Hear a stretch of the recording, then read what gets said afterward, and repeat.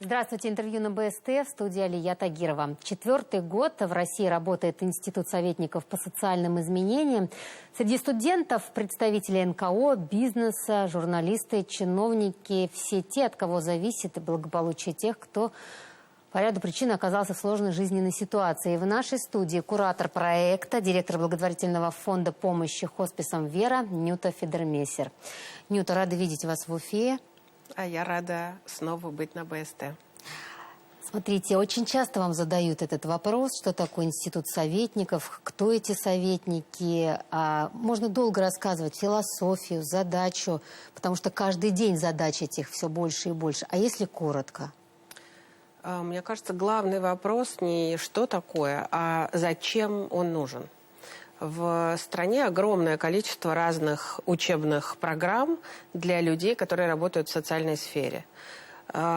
И, как правило, учебные программы берут себе в качестве студентов, например, курс для врачей, курс для медицинских сестер, курс для мэров городов, курс для директоров, детских садов, курс для руководителей, менеджеров благотворительных организаций.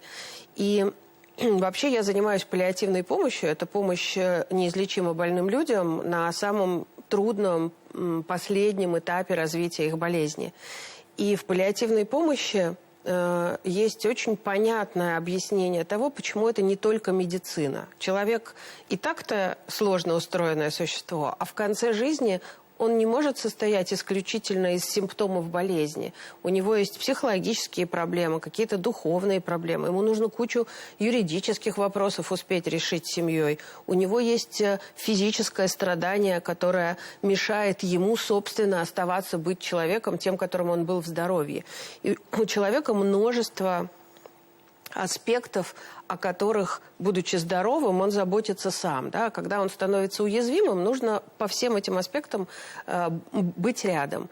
И вот я на учебные курсы смотрю и думаю, это же нелепо. Как можно изменить что-то в школах, если учить только директоров? Как можно изменить что-то в больницах, если учить только санитарок или только главных врачей?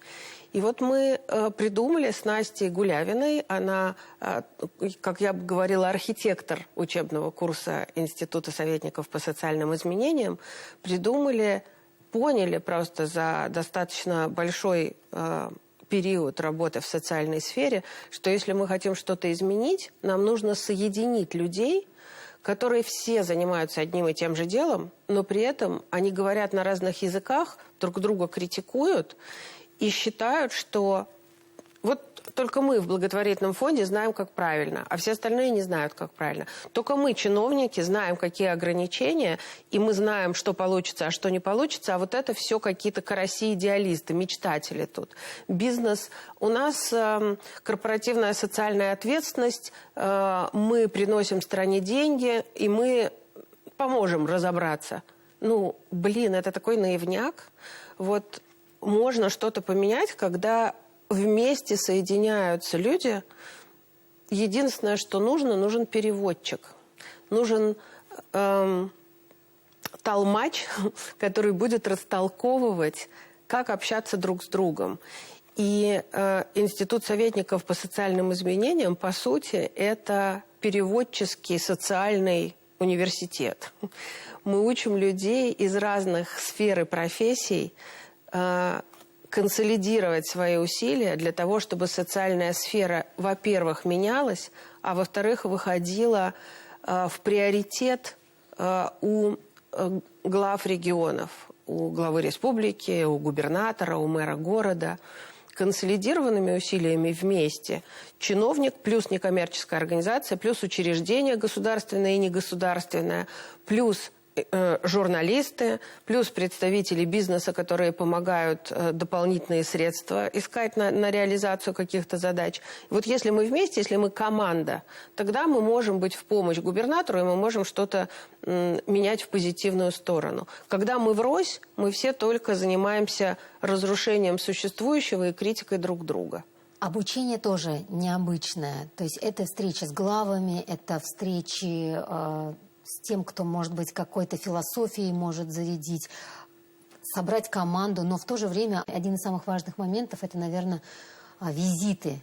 Визиты в интернаты, Мне в кажется, детские дома. Что, наверное, самое главное – это то, что мы вытащили обучение из учебного класса. Опять же, я смотрю на разные курсы, даже курсы, которые есть там для губернаторов и для глав регионов в РАНХИКСе, который я очень люблю, который тоже изначально был частью нашей программы. Это все, давайте вы приедете в Москву, потому что в Москве проще, и мы тут вот в учебном классе будем учиться, в крайнем случае каких-то спикеров позовем туда. Я за годы работы в регионе заботы, это проект Народного фронта «Регион заботы», который занимается уязвимыми группами граждан, поняла, насколько низкий уровень, вот есть такое слово «насмотренность», низкий уровень насмотренности у людей, отвечающих за социальную сферу в своем регионе, на то, как вообще бывает. То в министерствах денег нет, чтобы послать людей в командировку, то времени нет, и НКО тоже мало ездят. Мы все собираемся в одном месте, и вот в одном месте обсуждаем.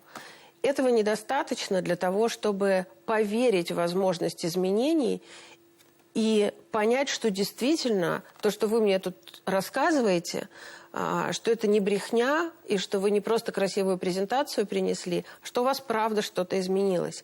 И основная разница, мне кажется, это то, что мы выезжаем в регионы. Ни один модуль не проходит просто в учебном классе.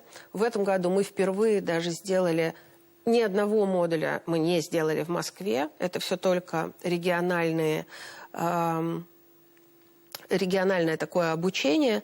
И выезжая в каждый регион, обязательно нужно посещать внутри региона и лучшие, и худшие практики, и обсуждать с руководством региона, с людьми, которые курируют эту сферу, и со студентами, а почему вот здесь плохо, а здесь хорошо. А что было сделано для того, чтобы стало лучше. А там, где сейчас нам кажется плохо, оно так всегда было? Или были бы мы тут 5 лет назад... было бы совсем иначе, и, может быть, вот это плохо, может быть, это шаг вперед по сравнению с тем, что было. В частности, в Уфе студенты посещали такое закрытое отделение внутри психиатрической больницы для людей на принудительном лечении. Конечно, были в Уфимском хосписе, были в Мархамате, были в Центре ментального здоровья, были у вас тут на телевидении, где проходил мастер-класс, на котором людей, занимающихся профессионально социальной сферой, учили говорить на эту тему, говорить так, чтобы людям было понятно, чтобы уйти вот от этого, знаете... В этом году на социальную сферу в Республике Башкортостан было выделено на 178 миллиардов рублей больше, чем в прошлом году. И что? Что должен понять зритель из этого? А ему-то что от этого, от этих вот рублей? Люди должны уметь простым языком рассказывать, говорить про сложные темы, про то, как они настроены на какие-то изменения, объяснять, что сложности могут быть временные, что их нужно пережить. Это все возможно только когда у вас круг соратников растет и множится. Вот одна из прекрасных черт Института советников по социальным изменениям – это то, что через нас прошли уже более 40 регионов, и мы организовали такое, какое хорошее слово, комьюнити, сообщество. Мы организовали сообщество выпускников, они все общаются между собой постоянно. Для меня чат сообщества выпускников – это источник вдохновения. Там, конечно, люди пишут про проблематику, но не с точки зрения, как у нас вот тут плохо, вот тут денег не хватает. Слушайте, никогда не будет хватать денег, так же, как никогда не наступит момент, когда вот прямо сейчас правильно родить ребенка, потому что уже мы полностью к этому... Никогда этого не будет достаточно. Там все обсуждается с конструктивной точки зрения. У кого в регионе есть нормативные акты по сопровождаемому проживанию. Поделитесь, пожалуйста. А у кого в регионе есть опыт работы с изъятием из семьи, где папа находится в моменте на СВО, а мама вот с алкогольной зависимостью, чтобы ребенка как быть, чтобы его не изъять из семьи. И такое количество отзывов. Вот, мне кажется, самое главное достижение – это то, что люди стали, правда, не конкурировать, а друг другу помогать. Например, ваша бывшая заместитель министра Анна Тоболина, она тоже у нас училась в Институте советников, ее теперь зовут и разрывают в Новосибирск, в Нижний Новгород, в Тамбов. Выпускница Дина Желновакова стала у нас министром в Запорожье. Лучшей студенткой, мне-то, конечно, казалось, что это будут НКОшники, да, но лучшей студенткой первого потока оказалась бумц, министр социальной защиты Алтайского края Наталья Оськина. Просто удивительный совершенно человек. И вот это вот понимание, что социальная сфера наполнена прекрасными людьми, которые хотят работать на благо простого человека, но кто-то не умеет правильно сказать, кто-то не умеет объяснить, у кому-то не хватает опыта, кому-то не хватает уверенности для разговора с властью. И вот этот вот энергообмен, он очень укрепил нас всех. Да, вы знаете, в чате можно же не только не только министры, то есть те же самые министры, те же самые самые успешные выпускники, у кого дальше карьерный рост произошел, они могут, ну я не знаю, скоро, то есть они могут просто спросить: ребята, у меня тут бабушка, вот у нее то-то, куда? И тут же направление. А это вы почему говорите? Потому что вы тоже выпускница. Это прекрасно, когда журналисты есть. Вот снимается вопрос о том, где вы берете опыт, то есть у кого берете пример. Да. Все это насмотренность, то есть на месте сразу решаем. А нас без нас, когда неслышащих вдруг обязали закрыть, то есть убрать руки и разговаривать без жестов, которые им прежде всего нужны, когда тактильные таблички в поликлиниках тратятся миллиарды на них, а незрячие люди говорят, они нам не нужны. Где берете этот опыт? Как надо учить? Чтобы люди поняли, что о нас без нас нельзя. Когда внутри вот этого сообщества есть представители НКО, госслужбы, родительского сообщества, бизнеса и СМИ, и, например, министр не стесняется говорить: ребят, я не знаю, как это, у меня раньше такого не было, как быть? Когда у вас нет барьера для того, чтобы сказать, что вы чего-то не знаете. Вот это очень важное очеловечивание не учреждений, которым я в основном занимаюсь, а очеловечивание сферы и людей, которые там работают. И еще мы же часто слышим, когда оказываемся на стороне принимающей услугу, часто слышим: Господи, приходишь за помощью, а там просто какое-то хамло сидит. Зачем вообще такие люди в социальную сферу идут? И это очень сложно поменять, потому что чудовищный дефицит кадров в социальной сфере. Ты, может быть, и хотел бы многих уволить, но не стоит очередь. Но оказывается, что как только ты объясняешь человеку, зачем он работает, как только ты тратишь на сотрудника время и рассказываешь ему, как сделать свою работу хорошо, как самому себя полюбить в итоге хорошо сделанной работы, вот это вот напряженное вот это лицо, когда вас много, а я одна, вот оно уходит. И самый простой сотрудник, санитарочка, человек, который принимает документы, который выдает документы или выдает вам со склада вещи вашего умершего родственника, оказывается, что этот человек тоже человек. Нюта, очень часто звучит распыление, то есть стоит задача во всех регионах. То есть вот я хочу сказать спасибо большое, что вы обратили внимание именно на регионы, что вы ездите в самые отдаленные, то есть это и Хабаровск, и Башкортостан, и Нижегородская область. То есть и Приморье, и Ярославская область. Но мы же все-таки часть Народного фронта, проект Институт советников по социальным изменениям, это проект Народного фронта. То есть хотите размножить добро? Или это громко сказано? Вы знаете, благими намерениями дорога в ад. Добро само себя размножит. Мы хотим, чтобы изменения, которых люди ждут и в которых нуждается вся социальная сфера, чтобы они были максимально эффективными, менее болезненными для тех, кто внутри сферы работает. И чтобы те люди, у которых есть экспертиза, есть опыт, есть замечательные совершенно результаты. Это масса людей, которые... Ну вот, например, интернаты, про которые в последние годы, в том числе благодаря нашему проекту, стали много говорить. Интернаты – это правда страшные места.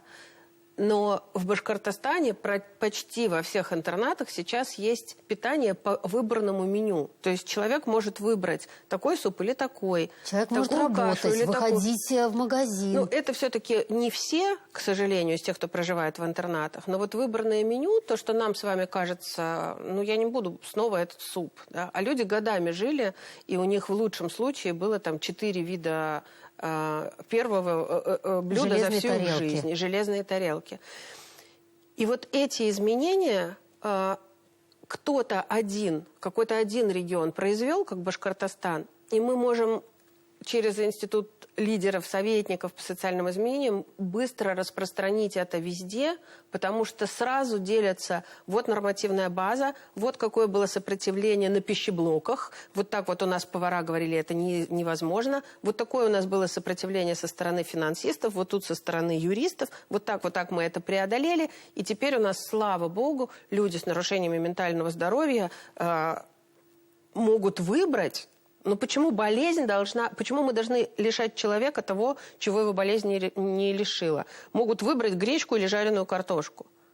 Вроде элементарная вещь, но раньше этого не было. Почему от того, что мы вынуждены, потому что мы дома не справляемся, потому что надо работать, у нас дети. И вот у бабушки такая тяжелая деменция, мы не справляемся. И мы передаем бабушку в интернатное учреждение. Но почему она должна лишаться возможности приватно сходить в туалет? И там вот эти толчки стоят без шторок и загородок. Да, но вы же понимаете, сделать отдельные туалеты, это же очень дорого. И тут тебе говорят, да, отдельные туалеты это очень дорого. Но шторки вы можете повесить, чтобы человек просто хотя бы как в душе закрывался? Действительно, мы почему-то не думали, что можно просто шторки повесить.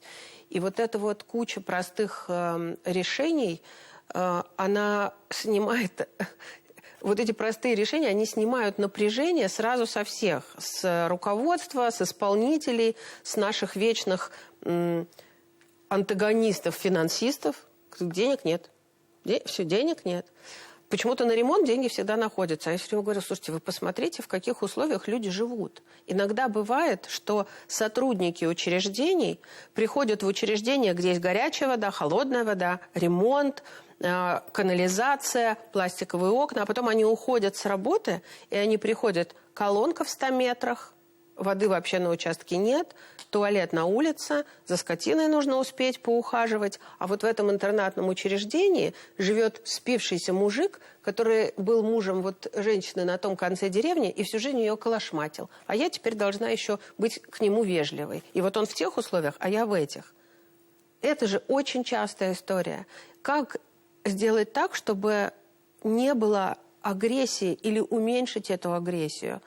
Я очень верю в то, что мы, даже студенты в прошлом году придумали такое слово «перезачемились». Мы перезачемились. Я очень верю в то, что человека, каждого можно видеть со светлой стороны силы и с темной стороны силы. И вот эту светлую сторону, ее можно довольно быстро в людях начать, как в комнатное растение, начать взращивать. Вот нам говорят в детстве, не показывай пальцем на человека в коляске, без ноги. Еще, то есть родители детям говорят. И вырастает человек, который, вот, он закрывает глаза. Его так воспитали. И, может быть, вот это... Наверное, мешает страх, вы имели в виду? Мешает страх. То есть люди просто априори боятся инвалидности, сиротства. Это что-то плохое, грязное, заразное. Вообще-то все помогают, просто этого не осознают иногда. Когда мы приходим в магазин и мы покупаем ряд товаров, мы не обращаем внимания, что на каких-то товарах может быть написано, там, 10 рублей идет туда-то. Когда вы смотрите какой-то сюжет по телевидению, отправляете смс-кой 50 или 100 рублей, это помощь. А потом вы этого человека увидите, ты благотворительностью занимаешься? Нет, я что, миллионер? Да нет, для этого не надо быть миллионером. Кто-то ходит как волонтер, кто-то приносит соседке, идет за соседку в аптеку, которая заболела. Мы на самом деле все помогаем, просто вот это слово, оно такое тяжеловесное, благотворительность. Тебе кажется, благотворитель, меценат, это все условные там Морозовы, Третьяковы. Да ну нет, это Пупкины, Сюпкины и Хрюпкины. Мы все это делаем. Вопрос в том, что люди не очень верят в эффективность малой помощи, а сейчас уже благотворительность – это гигиена стала. И малая помощь, когда вы подписываетесь на рекуррентный платеж, например, вы выбираете ту или иную организацию и подписываетесь, что с вашей карты там, ежемесячно будет списываться 50 рублей. На сколько миллионов в стране? Почти 150. Вот представляете, если половина населения страны жертвовала бы в месяц на благотворительность там, по 50 или по 100 рублей.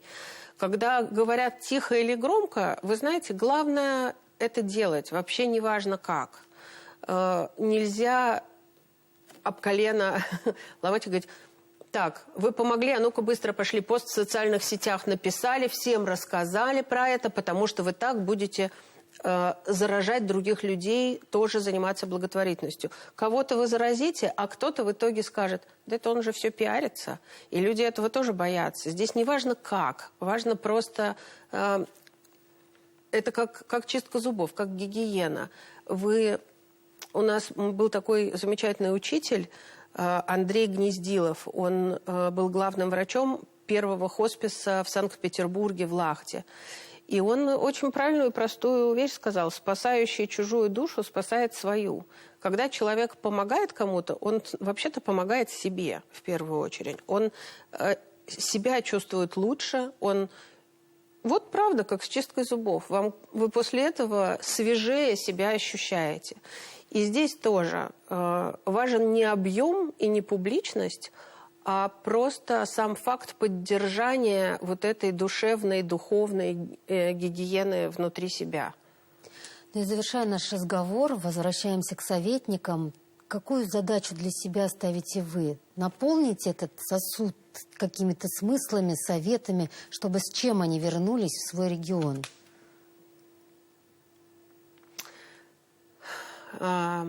Вот как помогают другим, на самом деле помогают себе, так и я с институтом советников, наверное, я помогаю себе, потому что мне иногда кажется, что я чудовищно устала, что вся эта неподъемная история с хосписами, изменениями психоневрологических интернатов, изменением отношения здоровых людей как общество, как сообщество, к людям, которые слабее и нуждаются в помощи. Вот все, у меня больше нет сил. Ну сколько можно? И потом я приезжаю, например, в Уфу, идем мы со студентами в хоспис, и я вдруг понимаю, что я прихожу в этот хоспис, и что это отчасти результат моей работы, работы фонда «Вера», работы проекта Народного фронта «Регион заботы». И я от этого зажигаюсь. И для меня получается, что студенты, которые впечатлились и тоже наполнились энергией от того, что они увидели, как в других регионах, что проблемы есть не только у них. Или пообщались, у нас вчера была встреча с главой Радием Фаритовичем и Кариной Владимировной, его супругой. И я понимаю, что люди смотрят, и они уезжают не такие вот, ну, а у нас в регионе вот не так, вот у нас нет такой открытости и отношения руководства к социальным проблемам. Нет, они не с вот этим вот уезжают, они такие: так, все, мы к своим приедем, мы им скажем: видали, как вот в Уфе, вот он встречался со студентами, нормально говорил, шутили, обсуждали и деньги, и дефициты, и людей. Вот у нас должно быть так же. Они зажигаются, для меня это получается вроде как побочный эффект, потому что мне кажется, что я прежде всего делаю это для себя, чтобы у меня были силы дальше. И очень важно не бороться, да, не бороться, а созидать, создавать. Вот единственное, к чему я пришла с возрастом, к 50 годам, бороться я не хочу, мне надоело, и это не конструктивно. Конструктивно созидать. И когда мы приходим к другому человеку с созиданием, то все эти громкие слова про благотворительность, про помощь, про то, что надо делиться, это все становится каким-то... Да, оказывается, мы тут благотворительностью занимались. Да нет, мы просто, в общем, самим себе создавали качество жизни. Вот. И институт советников, наверное, придает силы сообществу и уверенность в том, что мы живем в стране, в которой в какой-то момент будет не стыдно болеть, стареть и умирать не страшно. И мыслью, которая возникать будет у людей, если у них, не дай бог, рождается там ребенок с какими-то нарушениями развития, никакой кошмар, и за что мне это? А я точно знаю, куда идти, чтобы мне помогли. Вот это, мне кажется, основное. Чтобы беда не испытанием была для нас всех, а опытом, который нас же лучше делает. Спасибо огромное. Не за что. Дорогие друзья, я напомню, гостем телеканала БСТ сегодня была Анюта Федермейстер, куратор Института советников по социальным изменениям, а также директор благотворительного фонда помощи хосписам «Вера». Оставайтесь на БСТ.